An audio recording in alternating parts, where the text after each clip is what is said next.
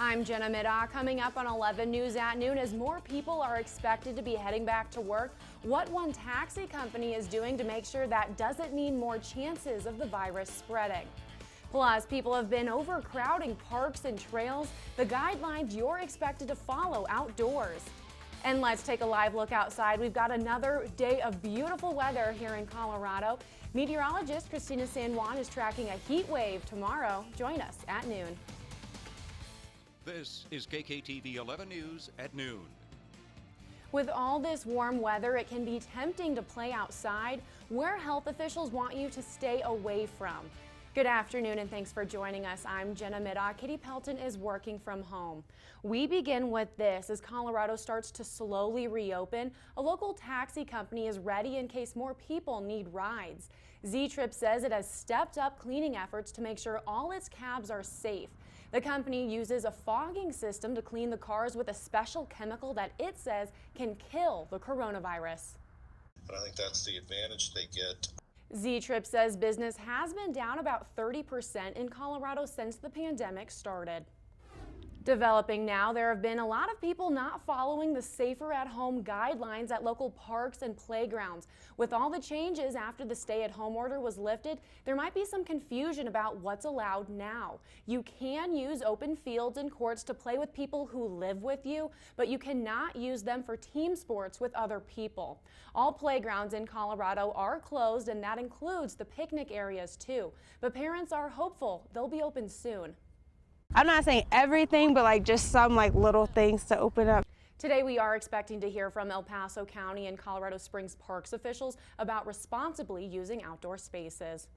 Colorado Parks and Wildlife says campgrounds and facilities in state parks will stay closed through this weekend.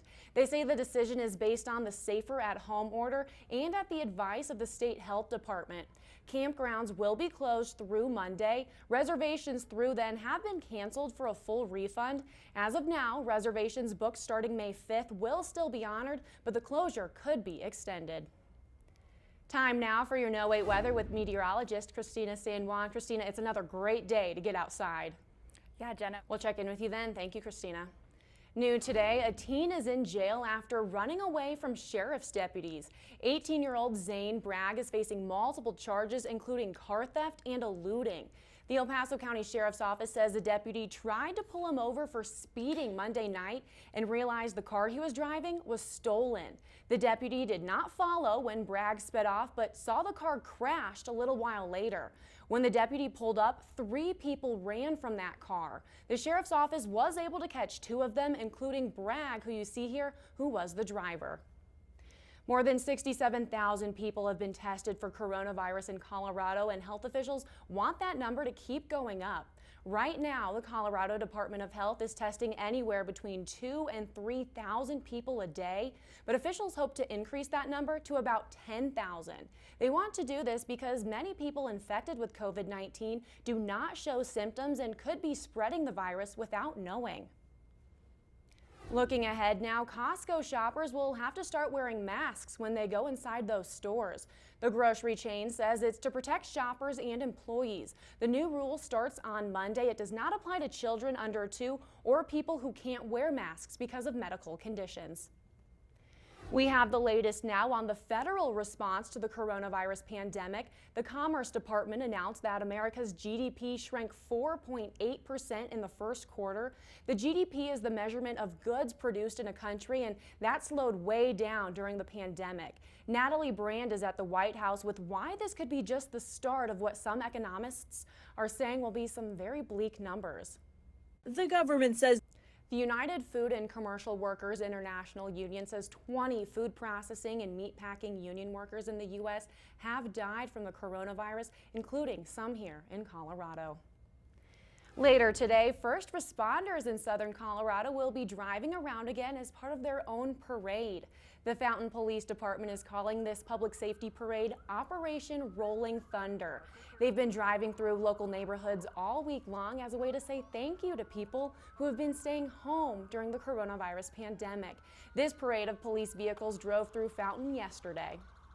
With all the difficulties and the challenges that are going right now in our community, the next parade like this one will be this afternoon at 1.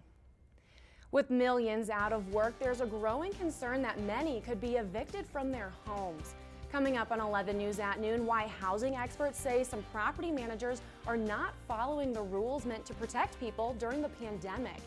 But first, even though essential employees are required to wear masks in Colorado, an undercover reporter found that many were not. Find out why when we come back. Despite Governor Polis signing a law that requires essential employees to wear masks, investigations have found workers at several Home Depots in Colorado are not covering their face while helping customers. Katie Weiss at our sister station in Denver went undercover to find out why. I dropped by essential businesses in Arapahoe County. While the governor has said that all Coloradans should wear a mask whenever they go out, that's not a requirement in El Paso County.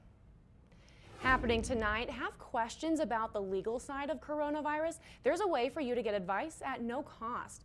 The El Paso County Bar Association is holding a free clinic. It's happening tonight from 7 until 9. Just call the number that you see right there on your screen, 719-473-6212. These events are always very popular and the phone lines might be busy, so if you can't get through, just keep trying. Christina.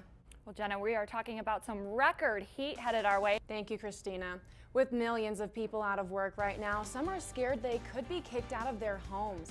Coming up on 11 News at noon, how people are handling eviction notices. Millions of Americans are out of work right now, and many are facing eviction from their homes. The Federal CARES Act temporarily shields some people who live in federally subsidized housing, and some states have put a short-term halt on evictions. But the protections are confusing, and some property managers are not following the rules. CBS's Anna Werner has the details. It's nice and bright and sunny.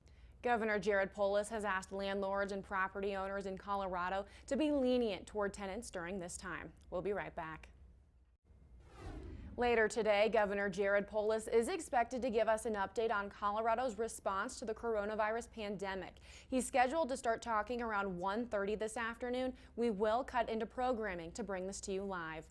And before we go, we want to remind you that today, right after this show, meteorologist Lucy Bergman will be doing another Facebook Live weather class. Today, she's talking about how a rainbow works. Pretty fun. Now, since schools are closed, our meteorologists can't do their normal in-person talks, so we're bringing the school talk to you. Be sure to tune into our Facebook page. It starts right at 12:30. And thank you so much for watching. Remember, KKTV is your breaking news and weather leader. We're always online at KKTV.com and on Facebook. We'll see you back here for 11 News at 4.